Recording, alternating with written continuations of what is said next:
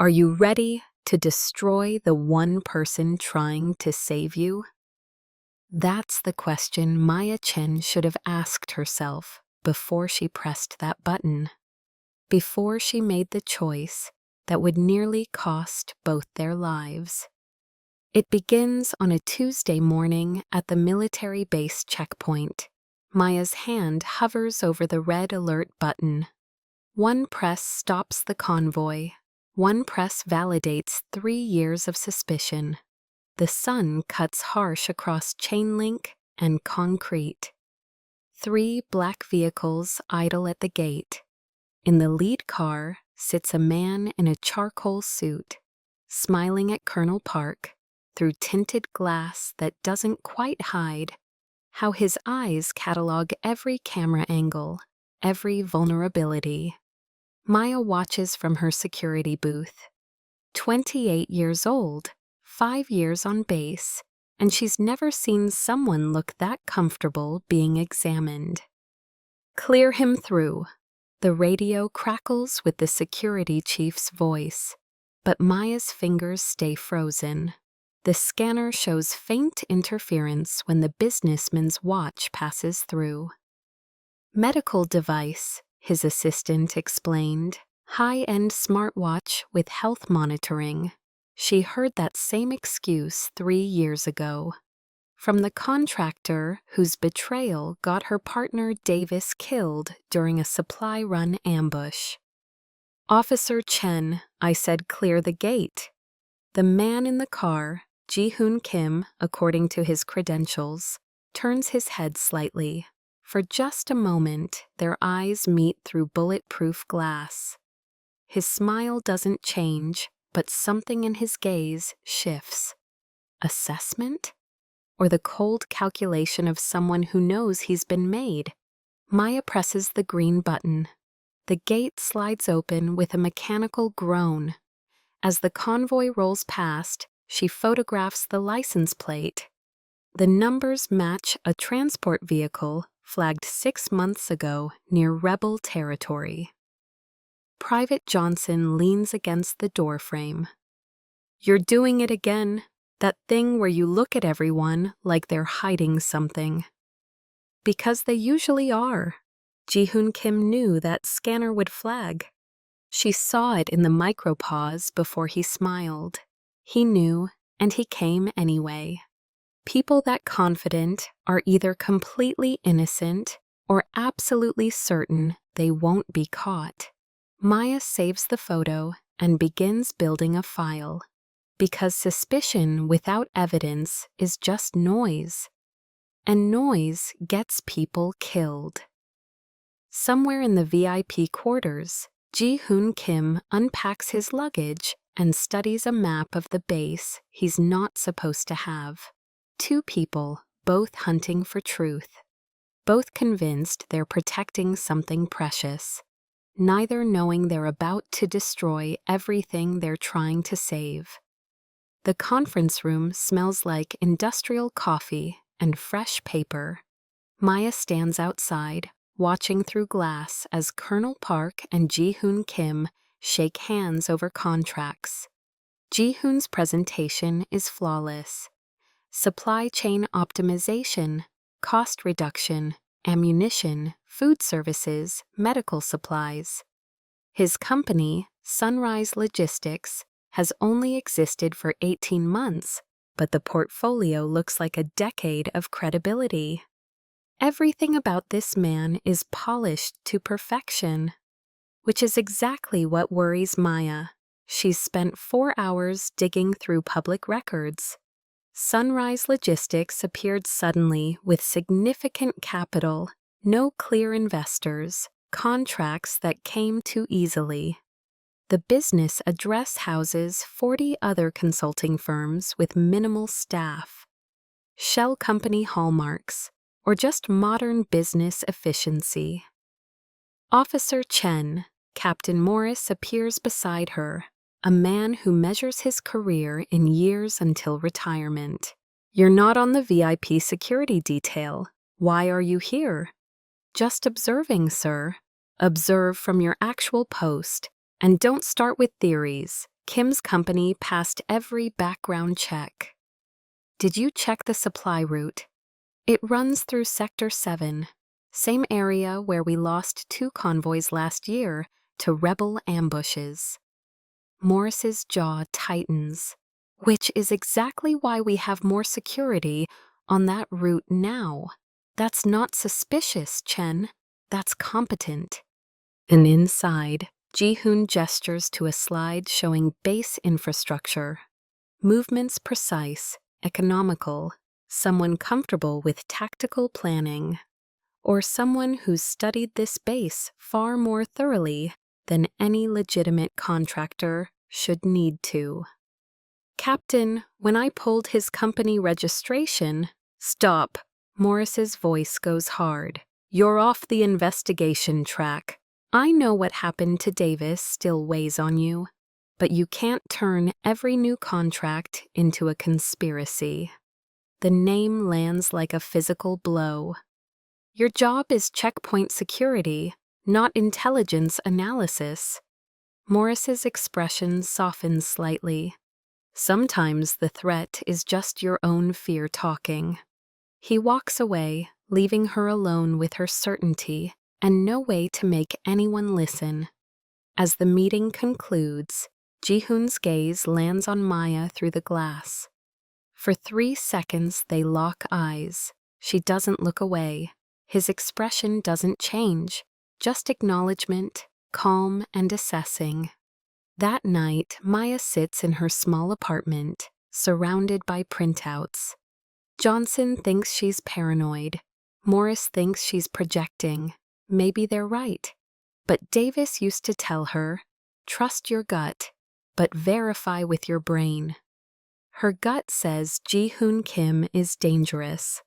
Her brain says she needs proof, so she begins building the case piece by careful piece, cross-referencing delivery schedules with security reports, mapping his routes against rebel activity. If she's wrong, she's wasting time. If she's right, she's saving lives. The base at 2 a.m. is all shadows and scheduled patrols. Maya knows the rhythm. She helped write the current security rotation, the 7-minute gap when the North Warehouse sector goes unwatched. She also knows she's violating protocol, following a civilian contractor like some amateur detective. But Davis would understand. Maya watches from behind a supply truck as Ji-hoon emerges from the VIP building. No driver, no assistant. Dark casual clothes instead of tailored suits, moving with quiet efficiency that doesn't match his businessman cover. He walks like someone with tactical training, weight on the balls of his feet, eyes tracking camera positions without appearing to look up. She follows at a distance. He moves through the base with unsettling familiarity, taking a route that avoids most surveillance. He stops at Warehouse 3, the ammunition facility. Her pulse spikes, but he doesn't enter. Instead, he meets someone in the shadows near the loading dock. They exchange brief words, too quiet for her to hear. Then Ji-hoon hands over what looks like a small electronic device. Maya pulls out her phone, starts recording, but the angle is wrong, lighting worse. The footage shows the exchange, but doesn't capture details clearly. Her foot catches an empty oil drum. The sound is small but catastrophic in the silence. Ji-hoon's head snaps toward her hiding spot. For a suspended moment, Maya freezes. Instead, he pulls out his phone, speaks into it quietly, then walks away, toward the eastern perimeter. Maya follows, but by the time she reaches the perimeter fence, he's vanished. Back in her apartment, Maya reviews the footage. Grainy, poorly lit, but enough to show the meeting. At 6 a.m, she files a formal report with Captain Morris. Morris reads it with growing frustration. Chen, this proves nothing. He could have been meeting with our logistics staff. That device could have been a tablet. You're making assumptions. She tries Colonel Park next. The colonel reviews her evidence with careful attention. Officer Chen, I appreciate your vigilance, but Mr. Kim has full clearance to move around base facilities. Unless you have evidence of actual wrongdoing, I won't disrupt a multi-million-dollar contract over surveillance footage. Maya leaves feeling like she's screaming into a void. Everyone sees what they want to see. A vetted businessman, a lucrative contract. No one sees what she sees. Calculated movements, tactical knowledge, someone planning something they shouldn't be. That afternoon, she makes her most consequential decision. She accesses the security system and reviews Ji-hoon's proposed inspection tour. One route stands out: a maintenance tunnel from the warehouse district to the eastern perimeter. Scheduled for his inspection next week, the same tunnel system that connects to areas where rebel activity has been reported. He's planning to use it. She doesn't know exactly what, but she knows it's wrong, knows it the way she knew something was wrong 3 years ago. The certainty she ignored until it was too late. This time, she won't ignore it. Maya files a maintenance request, citing structural concerns. Within hours, engineering marks the eastern tunnel for temporary closure.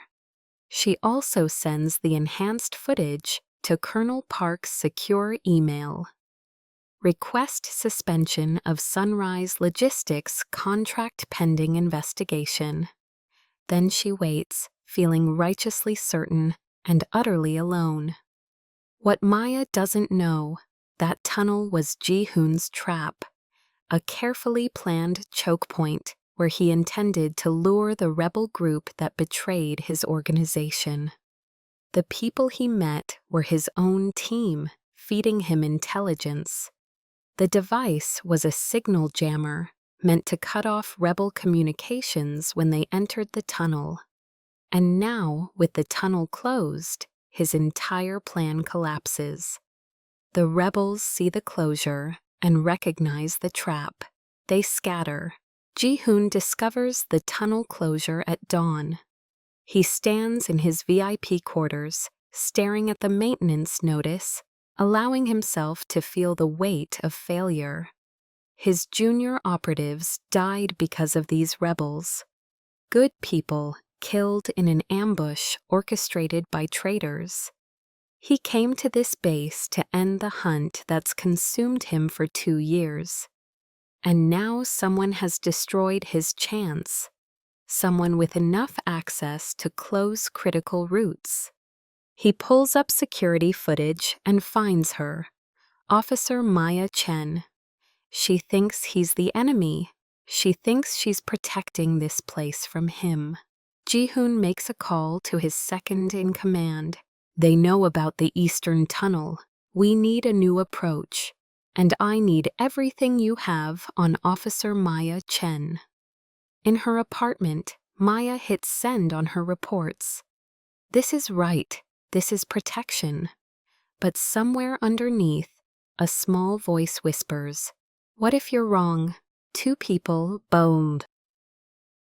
Both convinced they're saving lives, both about to discover how much damage good intentions can do. The emergency meeting happens at 6 in the morning. Maya arrives to find the command room crowded with senior staff, and standing near the back, Ji-hoon Kim. His eyes meet hers across the room. Cold assessment. Colonel Park doesn't waste time. At 4 this morning, we received intelligence that a rebel cell planned to infiltrate the base using the eastern tunnels. Mr. Kim's security consultants intercepted communications suggesting an imminent attack. Maya's stomach drops. Officer Chen's maintenance closure may have prevented the breach.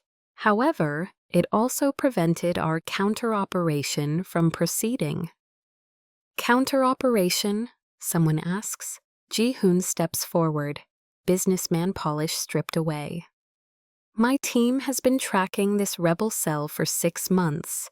Former associates who stole weapons and intelligence from our organization. We had intelligence they planned to use this base's supply chains to move stolen ammunition. Maya's breath catches.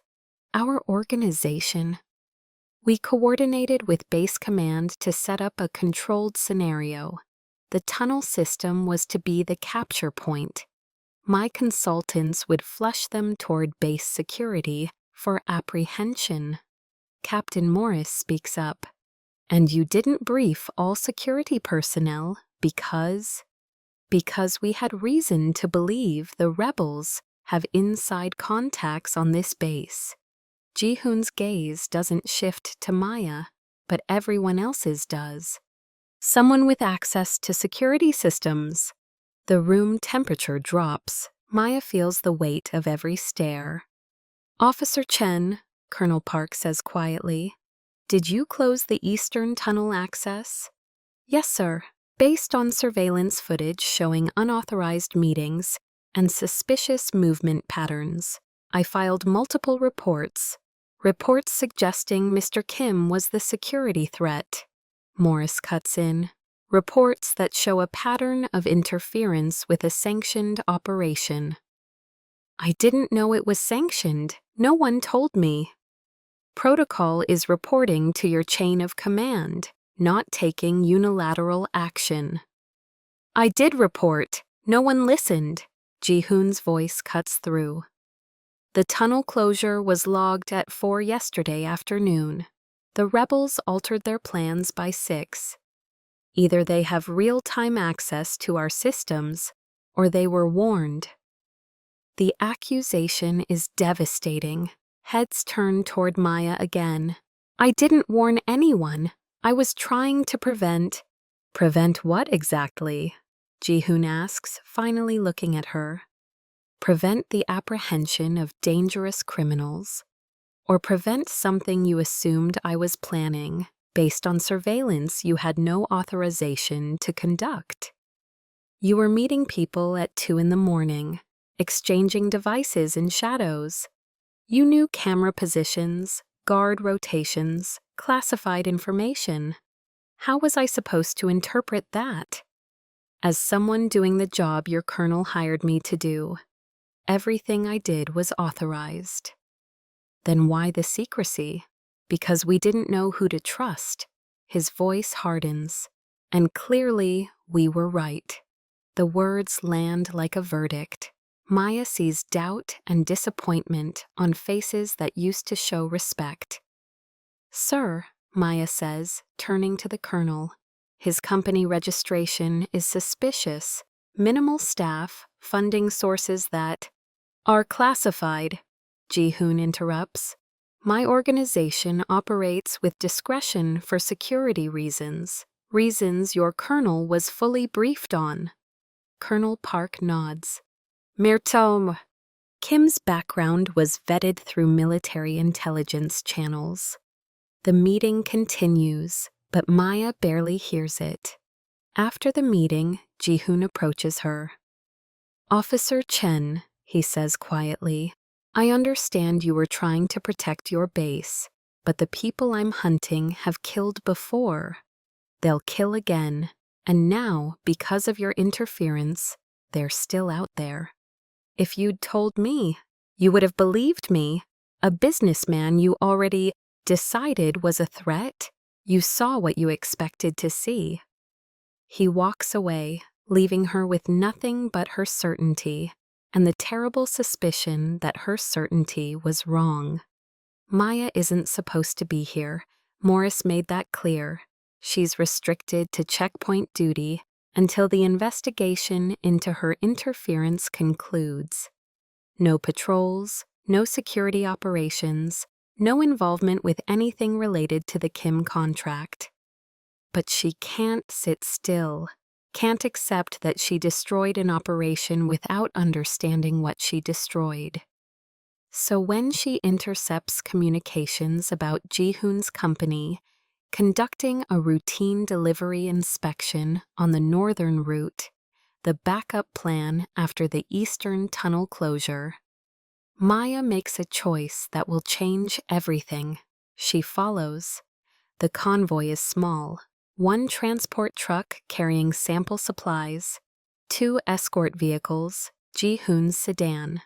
They leave the base at 2 in the afternoon, heading toward the civilian checkpoint where contracted deliveries get final verification before entering military territory. Maya takes her personal vehicle, staying well back, using tracking skills her paranoia has honed. She tells herself she's being cautious, protective, making sure the operation is really what they claim. But deeper down, she knows the truth. She needs to see it for herself, needs to know if Ji-hoon Kim is really hunting rebels or if this is all elaborate cover for something worse. The route takes them through scrubland buffer zones, areas too developed for pure wilderness, but too empty for civilian comfort. The kind of territory where ambushes happen because no one's close enough to help. Maya's unease grows with every mile. Something feels wrong. The convoy's spacing is too tight, security too visible. If this were really routine inspection, they wouldn't move like a military target. Unless they want to look like a target. The thought arrives too late. The first explosion takes out the lead escort vehicle, not a direct hit, just enough to disable it and block the road. The transport truck brakes hard, jackknifing slightly. Ji-hoon's sedan reverses, but a second explosion erupts behind them, cutting off retreat. Maya's training kicks in before conscious thought. She pulls off the road, grabs her service weapon from the lockbox, and moves toward the ambush zone using sparse cover of rocks and dying trees. The rebels emerge from both sides, 6 fighters, maybe 8, wearing mismatched tactical gear, professional movements, military training. They're not here to steal supplies. They're here for Ji-hoon. "Out of the vehicle," one shouts. "Now, before we burn you out." The truck driver and escorts comply, hands raised. But Ji-hoon's sedan sits silent, windows too tinted to see inside. Maya reaches a position 30 meters from the ambush, hidden behind an erosion gully. Her phone has no signal. They're jamming communications. She's alone, outgunned, watching something she has no authority to intervene in. "Call it in when you get signal," the smart part of her brain says. This isn't your operation. But the rebels are advancing on Ji-hoon's car with intent that looks murderous. And despite everything, despite the anger and suspicion and professional destruction, Maya can't watch someone get executed. She fires a warning shot into the ground near the closest rebel. The crack of gunfire freezes everyone for a heartbeat.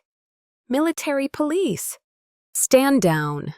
The rebel leader spins toward her position, and Maya sees his face clearly for the first time. Mid-30s, scar across his left cheek, eyes that recognize her uniform and dismiss it instantly. "One soldier," he says, then switches to English for her benefit. "You're brave or stupid. Either way, leave now or die."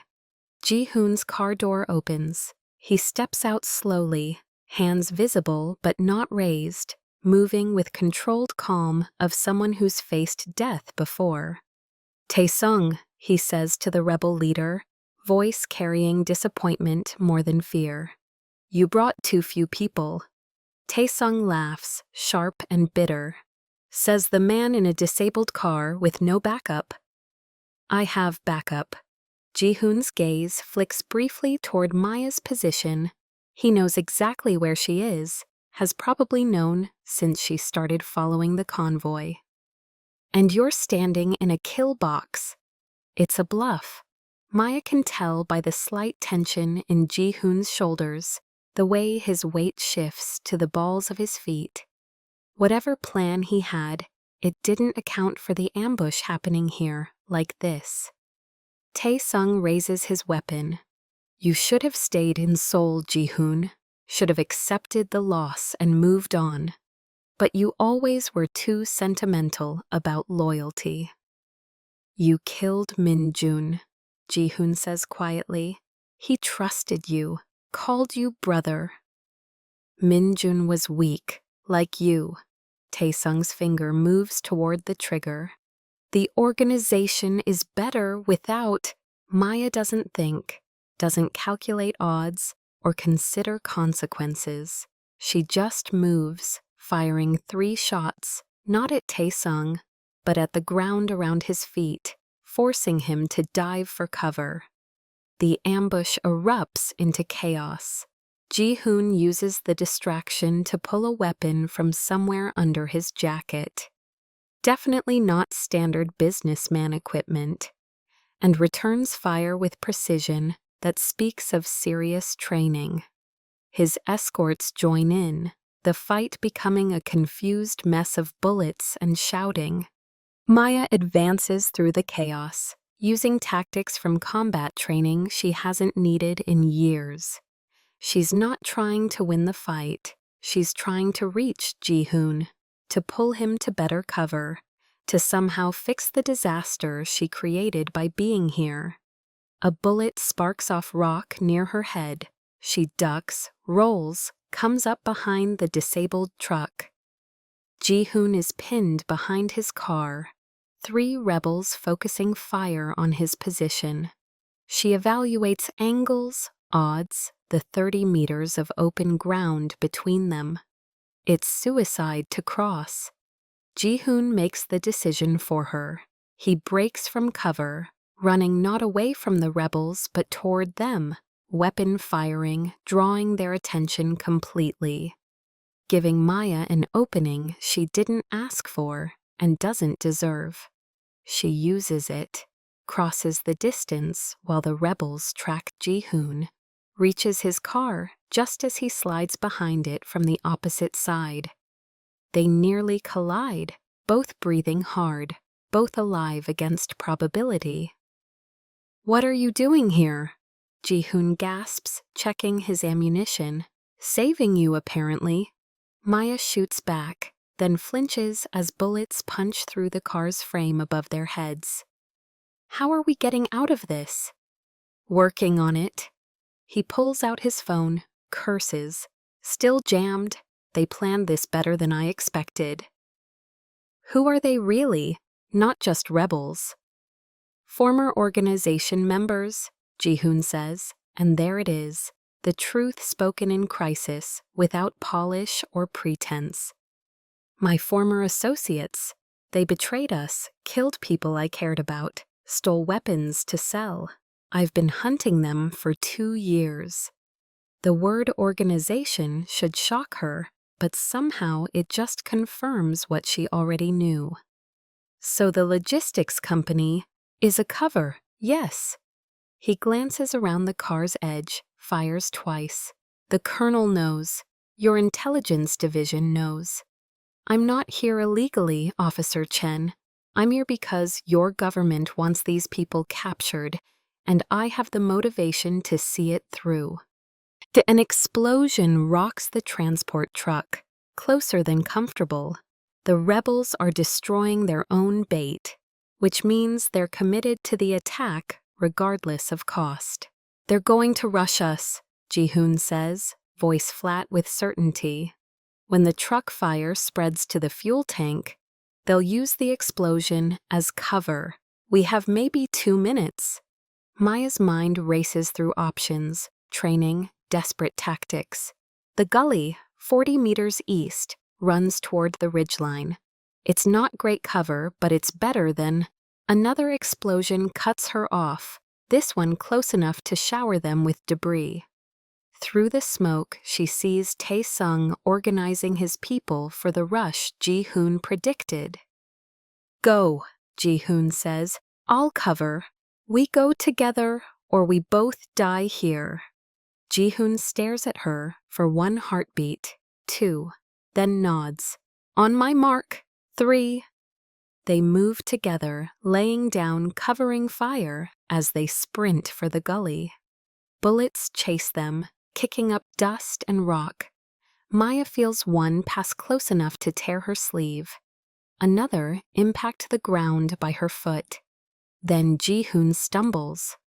Not a fall, he's been hit, shoulder or chest, she can't tell through the motion.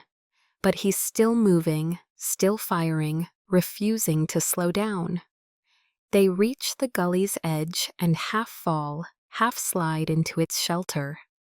The depression is deeper than Maya remembered, maybe 3 feet of cover carved by seasonal floods. Not much, but enough. Ji-hoon leans against the gully wall, breathing hard, one hand pressed to his left shoulder, where blood seeps between his fingers. How bad? Maya asks, already pulling off her jacket to use as bandage. I've had worse. His voice is tight with pain but steady. The exit wound is clean. She packs the wound with her jacket, ties it with her belt. Field medicine, rough but functional. His face has gone pale, but his hands don't shake when he checks his weapon. Above them, voices shout in multiple languages.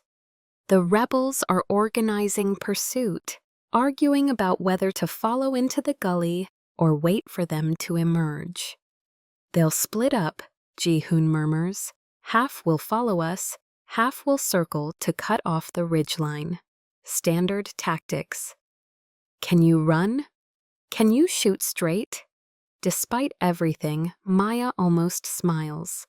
Better than you, apparently. I was providing cover. You were barely helping. But there's no heat in it, just the dark humor of people who've survived something impossible together. The moment of levity fades fast. Reality settles in. They're trapped, outgunned, bleeding, with no backup coming because Maya's not supposed to be here and Ji-hoon's operation was compromised.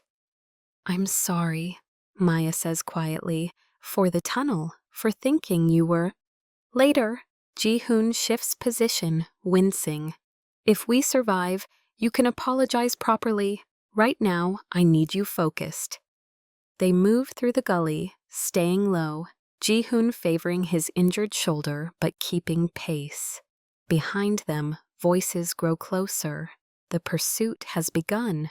Maya's radio suddenly crackles. They've moved far enough from the jammer. Broken signals, pieces of transmissions. Someone at the base knows something's wrong. She doesn't dare respond. The rebels might have scanners, might be listening for exactly this. The gully opens into a wider wash, less cover, but more mobility. Ji-hoon points toward a cluster of rocks 50 meters ahead. There, defensive position until Tae-sung appears on the ridge above them, weapon raised. End of the line. Time fragments into instinct. Maya pulls Ji-hoon sideways as Tae-sung fires. The bullet meant for Ji-hoon's head passes through the space he occupied, embedding in stone. Maya returns fire, not aiming to kill.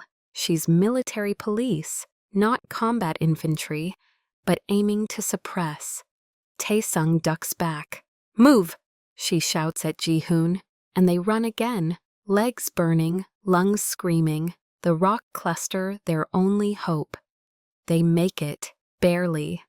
Ji-hoon collapses behind cover, and Maya sees how much blood he's lost, how his movements have slowed. Chen, his voice is fading. If they rush us here, I need you to run. The ridgeline, follow it north. You'll hit the highway. I'm not leaving you. You destroyed my operation.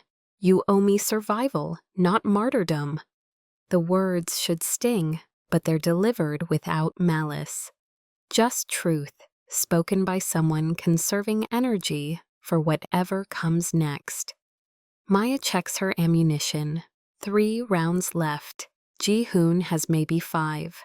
Against 8 rebels with full loadouts, it's not even a fight. It's an execution waiting to happen. But she doesn't run, can't run, because somewhere between the accusations and the ambush, something shifted. She stopped seeing Ji-hoon as a threat and started seeing him as someone worth protecting, even if it costs everything. The rebels close in. Maya can hear them coordinating positions, cutting off escape routes. 30 seconds until they're surrounded. 20, 10. Then the sound of rotors, distant but growing louder. Ji-hoon's head lifts slightly. "Back up," he murmurs. "Always late to my parties." 3 military helicopters crest the ridge, and suddenly the ambush reverses. Rebels scatter as loudspeaker warnings boom across the wash. Armed soldiers fast rope down, establishing perimeter, moving with precision of special operations. Maya watches in stunned silence as the rescue unfolds, with efficiency that suggests planning. This wasn't improvised. Someone knew where they were. Someone was already moving to assist. A medic reaches them, begins treating Ji-hoon's shoulder, while asking Maya rapid-fire questions about injuries, hostiles, civilians at risk. Colonel Park arrives in the 3rd helicopter, face carved from thunder and judgment. He surveys the scene, the carnage, the evidence of catastrophe, then focuses on Maya. "Officer Chen, you were ordered to remain on base." "Yes, sir." No excuses, no justifications. "Your actions today prevented a successful apprehension operation, resulted in casualties, and required emergency extraction resources." "Yes, sir." Park's expression doesn't soften. "They also prevented Mr. Kim from bleeding out alone while waiting for backup that didn't know his location until your transponder signal activated." Maya blinks. Her radio, the broken transmission, must have carried location data even through the jamming. "Sir, I didn't." "You also provided covering fire that kept both of you alive long enough for our forces to arrive." Park's voice is hard but fair. "The after-action review will be extensive, but you're not solely responsible for this disaster." He walks away to coordinate cleanup, leaving Maya and Ji-hoon under the medic's care. Ji-hoon meets her eyes. The look he gives her is complex: gratitude, frustration, respect, something that might be the beginning of understanding. "Officer Chen," he says quietly, as the medic works on his shoulder, "you were wrong about me. You destroyed my operation. You nearly got us both killed." She nods, accepting the verdict. "But you also came back, saved my life, stood with me when running would have been smarter." He pauses, considering his next words carefully. "That's worth something." It's not forgiveness, not yet, but it's recognition that they're no longer enemies, even if they're not quite allies either. As helicopters evacuate them back to base, Maya stares out at the wilderness where everything went wrong. She followed her instincts into disaster, followed her training into catastrophe, but she also learned something. Sometimes the threat isn't the person who looks dangerous. Sometimes it's the certainty that blinds you to complexity. Ji-hoon Kim is from a criminal organization. That's true. But he's also hunting murderers, protecting innocence in his own dangerous way, working within legal boundaries even when it would be easier not to. Who is the enemy, and who decides? The question has no easy answer. But for the first time since Davis died, Maya realizes that maybe certainty isn't the same as truth.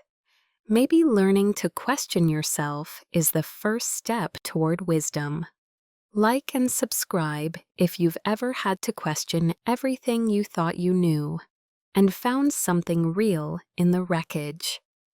The base detention facility is where Maya ends up. A small room with observation glass, a metal table, 2 chairs. She's been here 4 hours.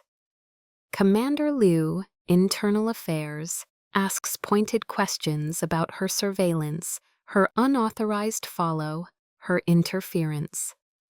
You received orders to stay on base. You violated those orders. Why? I believed he was a threat. Based on what evidence?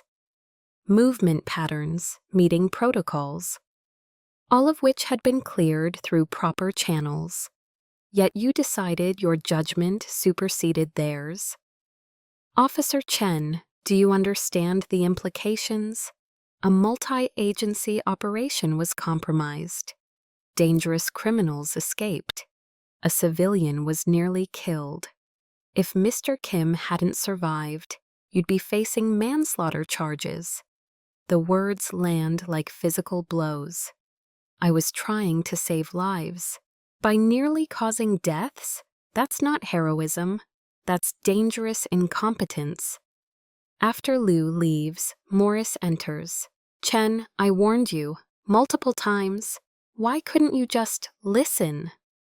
Because Davis didn't listen to his instincts, and he died. That contractor 3 years ago, I knew something was wrong, but I second-guessed myself, followed procedure. And then Davis walked into an ambush. Morris's expression softens slightly. So you decided to never doubt your instincts again? I decided to protect people. There's a difference between protection and paranoia.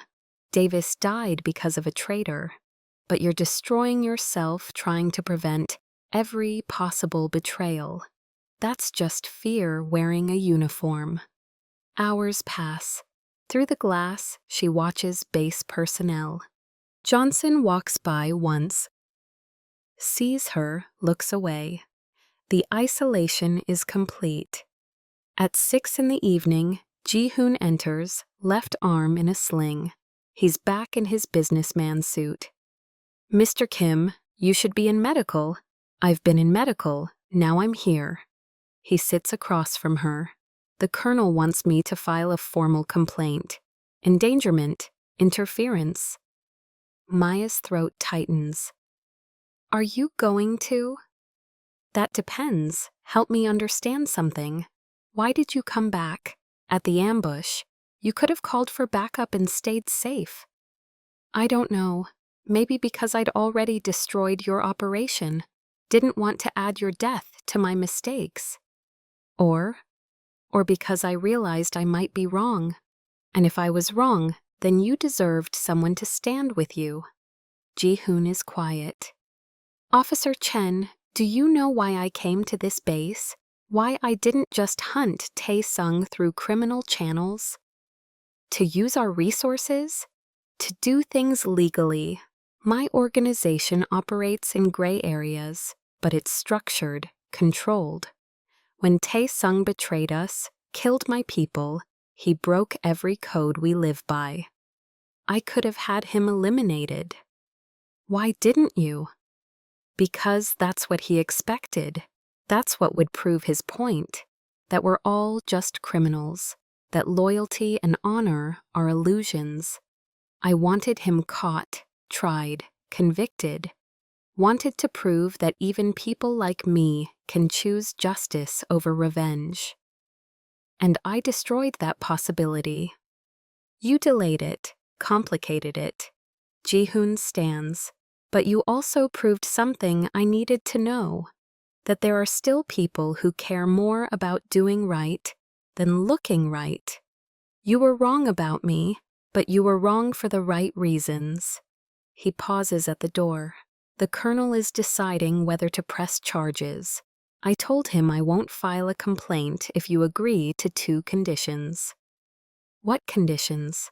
First, you work with me. No more surveillance, no more suspicion. We operate as reluctant partners. And second, you testify honestly at the review board. No self-serving lies. You tell them exactly what you did and why. I accept. Ji-hoon nods and leaves. That night, Maya writes her statement. Every detail, every assumption, every moment where certainty overrode evidence. 2 days later, the review board convenes. Maya tells them everything. Officer Chen, Colonel Park says when she finishes, you understand that your actions violated protocols and endangered lives? Yes, sir. Mr. Kim has requested that you be assigned as military liaison to his ongoing operations. Do you accept? Maya blinks. Yes, sir, I accept. Then this board recommends formal reprimand, 60 days suspended pay, and reassignment to the Kim contract liaison position. Officer Chen, you have good instincts, but instincts without discipline are dangerous. As people file out, Ji-hoon approaches. Partners? Maya offers. Reluctant partners. Don't expect friendship. Wouldn't dream of it. But something in his slight smile suggests the grudge isn't as solid as either of them pretends. Building something new from the wreckage of certainty. 3 weeks pass in uneasy partnership. Maya learns Ji-hoon's real operation, tracking money flows, communications, networks that sustain Tae-sung's group. Ji-hoon learns Maya's security expertise, base vulnerabilities, patrol patterns. They work in parallel more than together, sharing intelligence but not trust. Then the intelligence changes everything. 11 at night. Maya's in the Security Operations Center when Ji-hoon enters with urgency. They're coming tonight. Tae-sung's group. I just intercepted communications. They're planning a direct assault on the base armory. Maya pulls up threat protocols. I'll alert Colonel Park. They have inside help. Someone with access codes who knows our security patterns. The implications stop Maya cold. An insider? I don't know who, but the communications referenced specific timing windows that match our rotations. He shows her the intercepts. They're targeting the armory during shift change, 2 in the morning, 3 hours from now. We inform command, lock down, and if the insider is in command, if alerting them warns Tae-sung, Ji-hoon's voice is tight. We need to catch them in the act, identify the traitor. It's maverick thinking, but it's also right. So we set our own trap, but we need backup we can trust. They build their plan. Maya positions herself near the armory with Johnson. Ji-hoon coordinates his private security team from the perimeter. At 1:45, Maya and Johnson are in position. The armory sits in the base's northeast corner, reinforced against external assault. But the vulnerability is the access system, electronic locks, codes that change weekly. 2 in the morning, shift change begins, guards rotate. Maya watches through night vision as 3 figures approach from the east.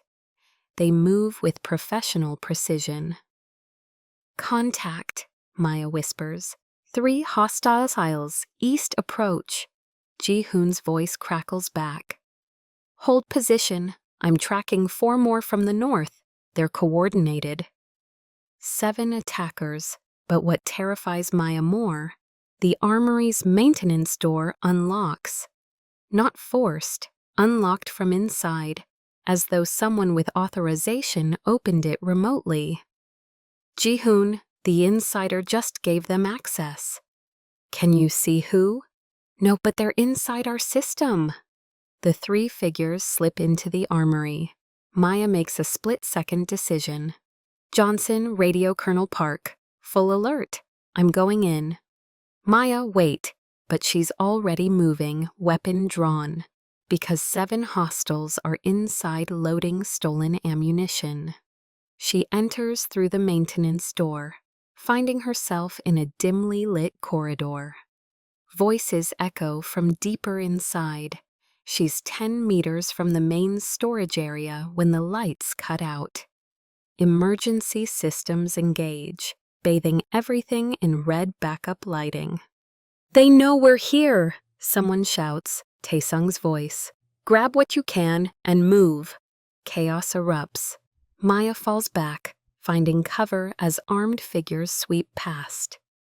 Then Ji-hoon's voice through her radio. Maya, the North Perimeter team just breached. I'm coming to you. Hold for 2 minutes. 2 minutes, an eternity.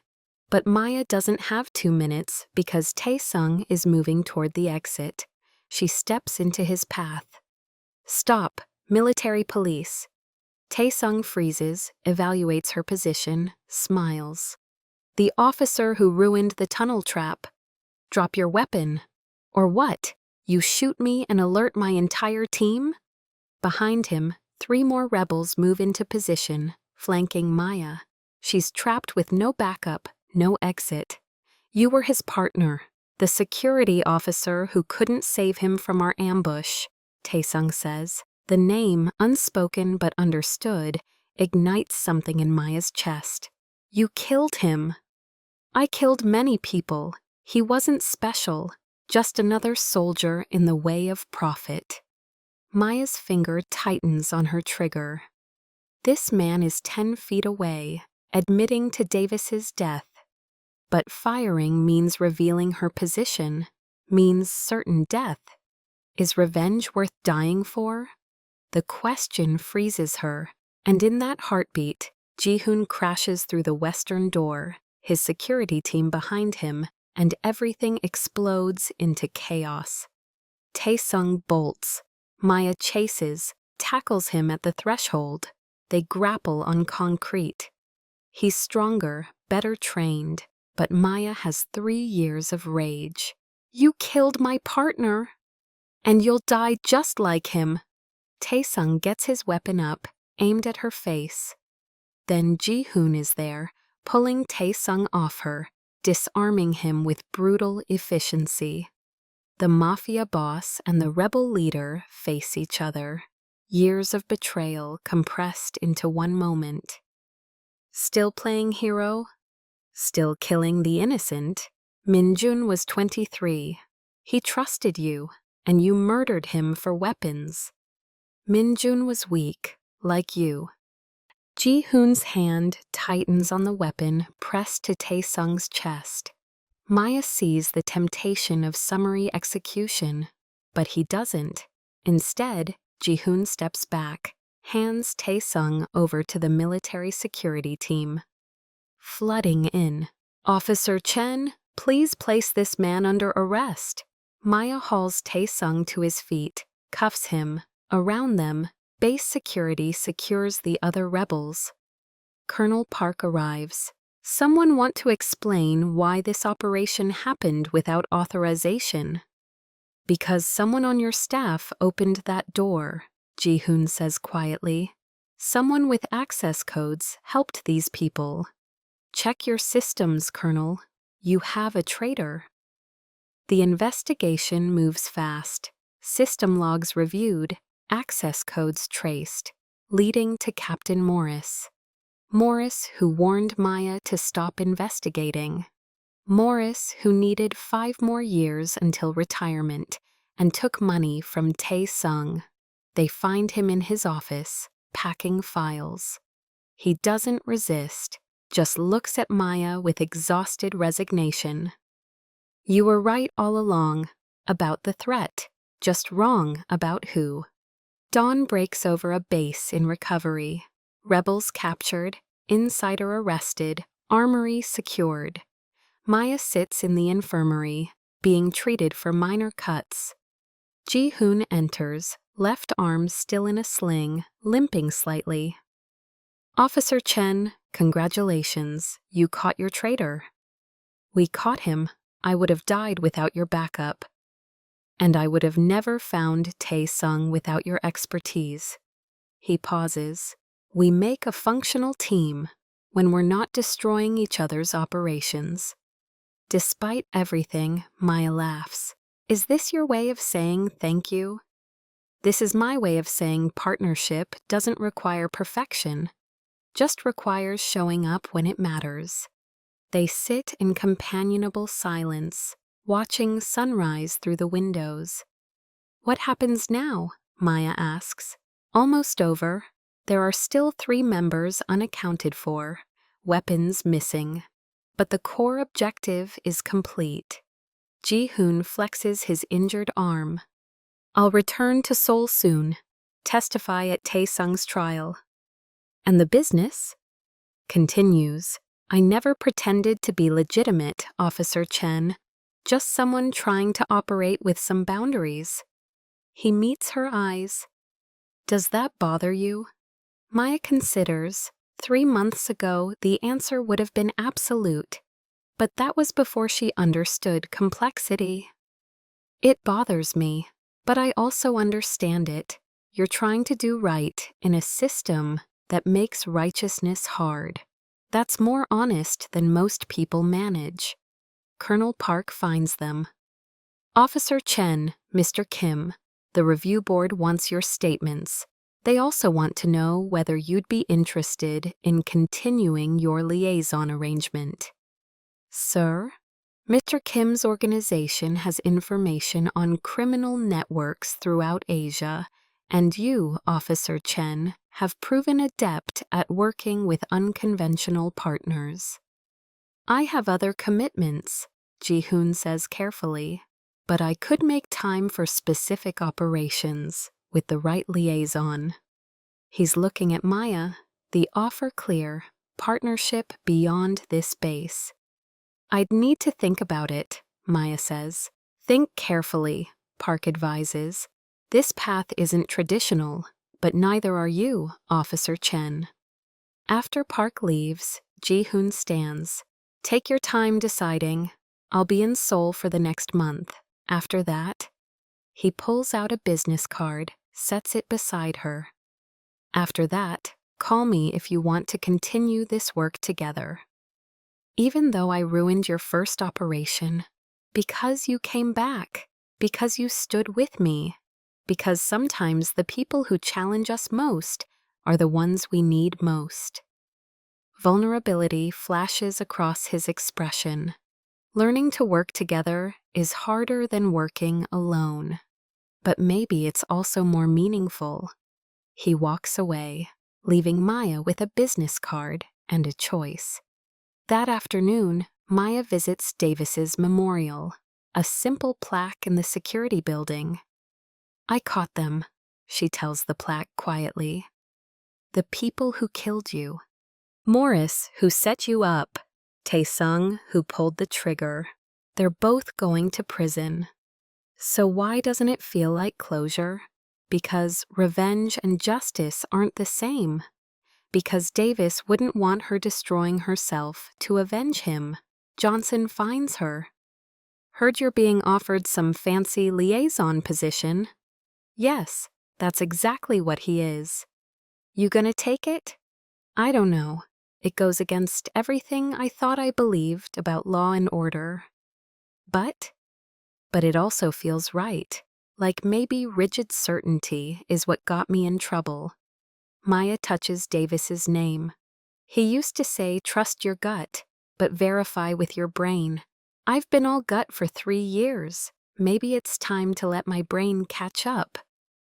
2 weeks later, Maya makes her decision. She calls the number on Ji-hoon's business card.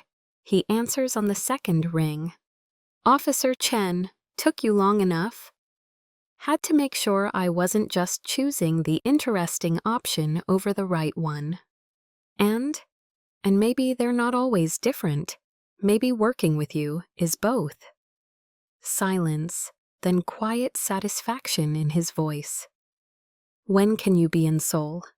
Give me a month to clear my obligations. Then I'm yours, partner. Reluctant partner, he corrects, but she can hear the smile. 3 months later, Maya arrives in Seoul for her first official liaison assignment. Ji-hoon meets her at the airport, still in tailored suits, still moving with contained danger, but the wariness has softened into working respect. "Welcome to Korea," he says, taking her luggage. "I should warn you, the work here is more complicated than base security, more gray areas. I've had practice with gray areas recently. And I'm learning that black and white thinking is for people who don't actually want to solve problems." Ji-hoon laughs, a real laugh, unguarded. "Officer Chen, I think this partnership might actually work." And they walk through the airport together, a military liaison and an organizational leader, an unlikely alliance forged in suspicion and tempered in crisis. "So what's the first assignment?" Maya asks. "Weapons trafficking network through shipping ports, military surplus stolen from bases like yours." Ji-hoon opens the door for her, a gesture of respect that feels earned. "I need someone who understands military supply chains. And you need someone with official credentials to make arrests stick." Exactly. Real partnership requires both sides bringing something valuable. Maya settles into the passenger seat, watching Seoul's skyline emerge. This city is foreign, challenging, full of complexities she doesn't yet understand. But she's not facing it alone, and that, after 3 years of isolation and certainty and grief, feels like grace. "Ji-hoon," she says as they navigate traffic, "can I ask you something?" "Always." "Do you think people like us, people who've made big mistakes, do you think we get redemption?" He's quiet, considering. "I think we get chances. What we do with them determines whether it becomes redemption." That's not very inspirational. "I'm not in the business of inspiration. I'm in the business of reality." But his voice softens. "Though I will say this, watching you stand with me in that armory, knowing you could have let me face it alone, that was motivational. Made me think maybe learning to work together isn't as impossible as I believed." The words settle between them, honest and raw. Not a romance, no metuns, not yet, maybe never in the traditional sense, but something real, respect earned in crisis, commitment forged in shared damage. "So we just keep trying?" "We keep trying, keep adjusting, keep choosing to stand together." Ji-hoon glances at her. "That's the only real safety there is, Maya. Not certainty, not perfect plans, just people who choose to be present when it matters." And the use of her first name, unplanned, natural, marks a shift. They're Maya and Ji-hoon, two damaged people building something functional from wreckage. That evening, from the balcony of her temporary Seoul apartment, Maya watches the city light up. Millions of people, each carrying complications, each navigating gray zones and imperfect choices. She thinks about Davis, about Morris, about the line between protection and paranoia. Thinks about partnership that doesn't require perfection, just presence. Her phone buzzes, a message from Ji-hoon. "Meeting tomorrow 9. Dress casually, Port District. Don't bring your suspicious face. We're supposed to look like tourists." Maya smiles, types back, "I'll try, but no promises." His response, "Wouldn't trust you if you weren't a little suspicious. That's what makes you good at this. It's not poetry, just acknowledgement that her instincts, the same ones that destroyed his first operation, are also what make her valuable. Flaws and strengths, inseparable and essential. Outside, Seoul sparkles with possibility. Inside, Maya feels something she hasn't felt since before Davis died. Hope. Not naive hope that believes everything will work out, but the harder, truer kind that knows things will be difficult and complicated, and chooses to move forward anyway, because that's what partnership means. And sometimes, just sometimes, the mistakes that break you open also let the light in. Maya saves Ji-hoon's message, sets her alarm for tomorrow's mission, and allows herself to imagine a future where righteousness and reality coexist, where respect doesn't mean perfection, just the willingness to keep trying. It's a strange kind of happy ending. No wedding, no declaration of eternal love, just two people who've seen each other at their worst and chose to see possibility instead of condemnation. But maybe that's the most inspirational thing of all. Not dramatic salvation, but quiet commitment to keep showing up. As Maya drifts towards sleep, her last thought, Davis would have liked Ji-hoon, would have appreciated his complexity, his commitment to accountability, despite his complicated background. And tomorrow she'll stand with Ji-hoon in a port district, hunting weapons traffickers, navigating gray zones, proving that redemption isn't a moment but a practice. The romance of it all is subtle, earned, as complex as they are. Not love at first sight, but respect at second chance. Not passion igniting in perfection, but connection forging through fire. And that, for Maya Chen and Ji-hoon Kim, for two people who've made catastrophic mistakes and found each other in the wreckage, that's enough. That's the beginning of something worth protecting. If this story moved you, if you've ever had to rebuild after being wrong, if you believe second chances and complex partnerships matter, leave a comment sharing your thoughts. These nightly stories are built for you, for the wisdom that comes from living fully, for the understanding that life's best connections are rarely simple. Subscribe for more stories of love earned through challenge, of partnerships that prove certainty isn't required for commitment, of the gentle victories that matter most. Until tomorrow night, may you find the courage to question yourself, the wisdom to admit mistakes, and the grace to build something new from the wreckage. Sweet dreams, and thank you for spending this hour with Maya and Ji-hoon's journey.